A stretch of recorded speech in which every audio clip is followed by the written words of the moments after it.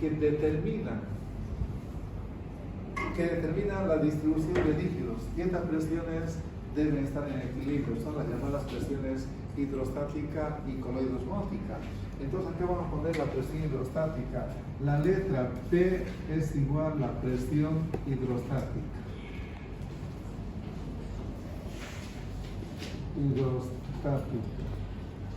Y también vamos a poner el símbolo de la otra presión denominada presión coloidosmótica. Acá tenemos la presión coloidosmótica, ¿no? Ahí tenemos la coloidosmótica. Bien, entonces la presión coloidosmótica hay que tomarla en cuenta. ¿Por qué?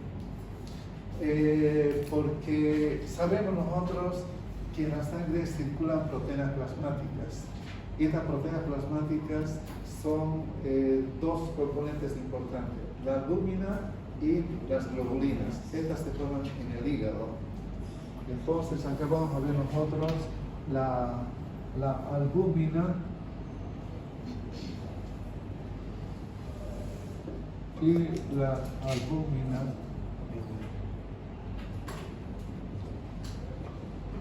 y las globulinas. Las globulinas, ¿no? La albúmina constituye el 80%, es decir, la mayor cantidad de proteínas que circulan en la sangre son la albúmina. Y las globulinas son el 20%. Estas pueden ser alfa, pueden ser beta, pueden ser gamma, ¿no? Las inmunoglobulinas, 20%. La proporción de las proteínas circulantes son proteínas plasmáticas, pero también el intersticio tiene proteínas en menor cantidad. ¿Y a cuánto alcanza la concentración de proteínas? De 6 a 8 gramos.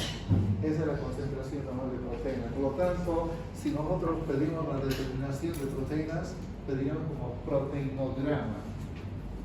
Si pedimos la concentración de los iones, ionograma, ¿no? Si pedimos la sangre, hemograma, ¿no? Bien, si pedimos nuevamente proteínas, proteinograma. Muy bien, entonces, ¿cuánto es la concentración normal de proteínas plasmáticas? De 6 a 8 gramos, que contiene albúmina y globulina. Y estas proteínas cumplen múltiples funciones. Una función en este caso ejerce una presión coloidosmótica. La presencia de proteínas ejerce una presión coloidosmótica. Muy bien, hay un capítulo que describe completamente sobre lo que es la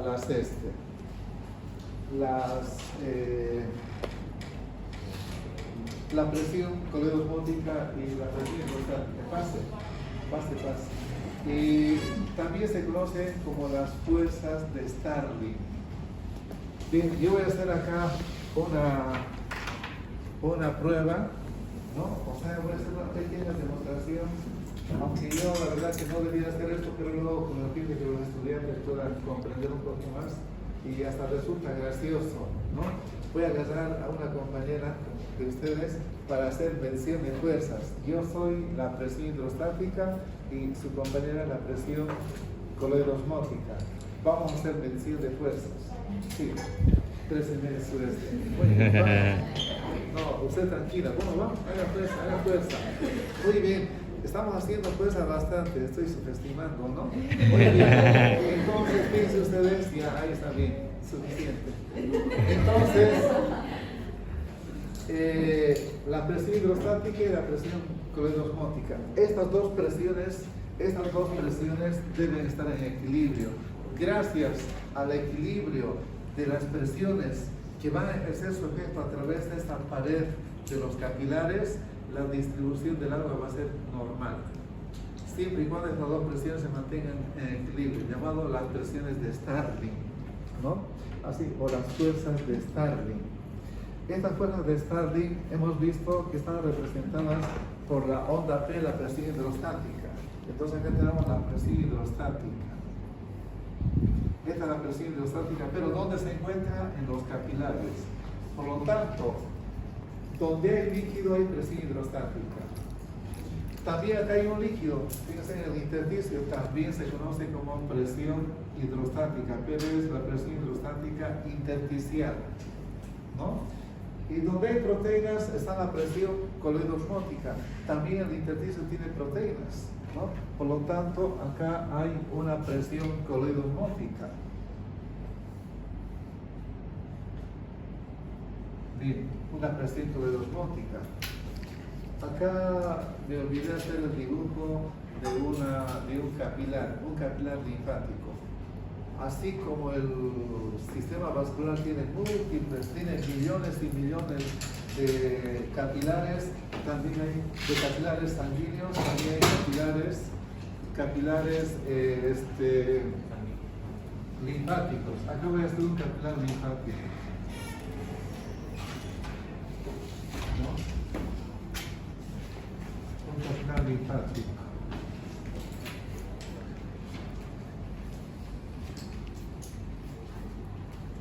Bueno, le damos esa forma al capilar linfático. Bueno, os digo, este es un ganglio. Ganglio linfático. Un ganglio linfático. Y estos capilares tienen más o menos esta característica.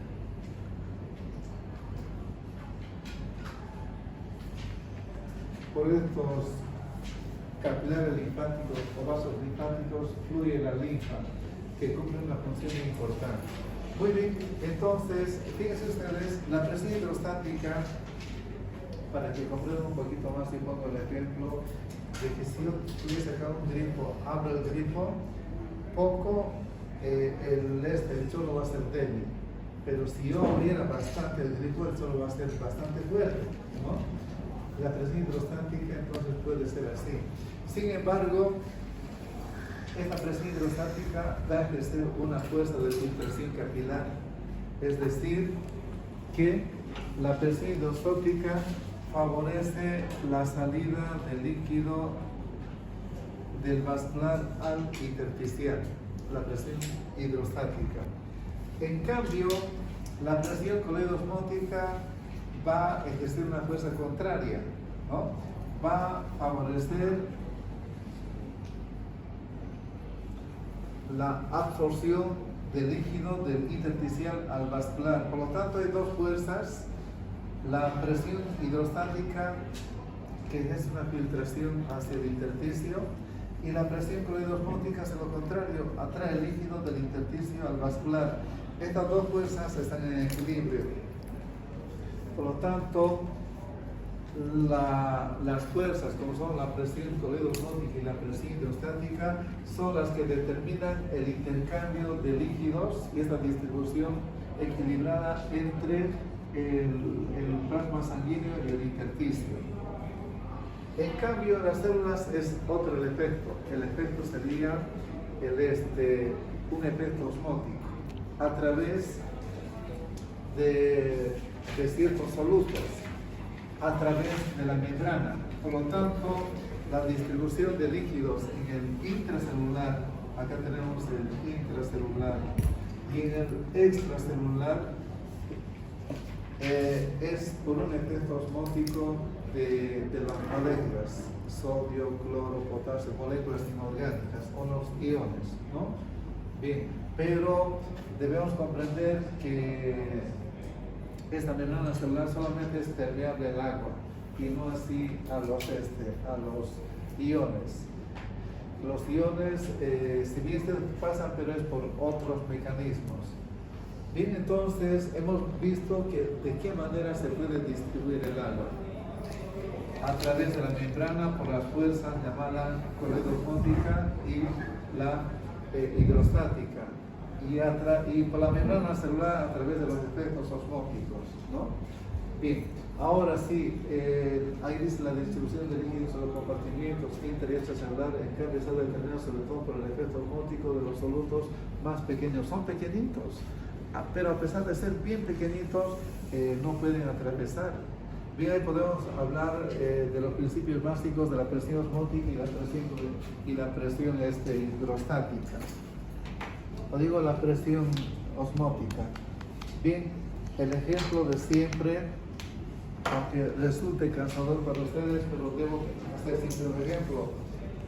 Porque yo cuando llevaba, por ejemplo, la asignatura de nefrología por un médico muy famoso allá en Sucre, la explicación era del todo convincente, ¿no? Y creo yo que debemos hacer ejemplo para comprender bien qué es la osmolaridad. Y acá vamos a poner como ejemplo. Yo no tengo 2 litros de agua, acá, pero vamos a suponer que esto es 1 litro de agua y acá otro litro de agua. En este frasco de la mano izquierda voy a poner 1 cuchara de sal y en esta voy a poner 2 cucharas de sal. Por lo tanto, esta tiene mayor número y mayor concentración de solutos. ¿Qué solutos? Sodio y cloro, porque es sal. La sal tiene cloruro y tiene sodio. Por lo tanto, tenemos un elemento muy importante a tomar en cuenta. Esa mayor concentración de solutos se denomina osmolaridad, es decir, que esto tiene mayor osmolaridad, ¿no?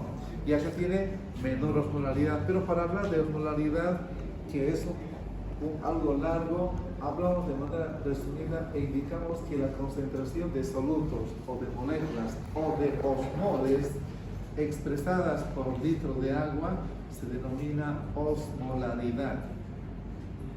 Cuando hablamos por litro de agua estas soluciones que contienen osmoles, aunque el osmol es una medida muy grande, tendría que indicarse miliosmoles. Si hablamos de kilos o de gramos es mucho, para hablar de miligramos sería mucho mejor con respecto a algunos componentes que requieren referirse en valores mínimos, como son las hormonas, por ejemplo. Bien, entonces, osmolaridad que tiene mayor concentración de solutos, no de volumen, de solutos. Bien, entonces a eso se llama osmolaridad. Bien, acá tenemos, fíjense, la osmolaridad 300 ml en el líquido extracelular, o digo miliosmoles y 300 miliosmoles en el intracelular. Entonces, la osmolaridad de los líquidos, según Guyton, es 300, aunque lo dice en otro apartado 282. Muchos autores van con 300, algunos dicen 290, etc.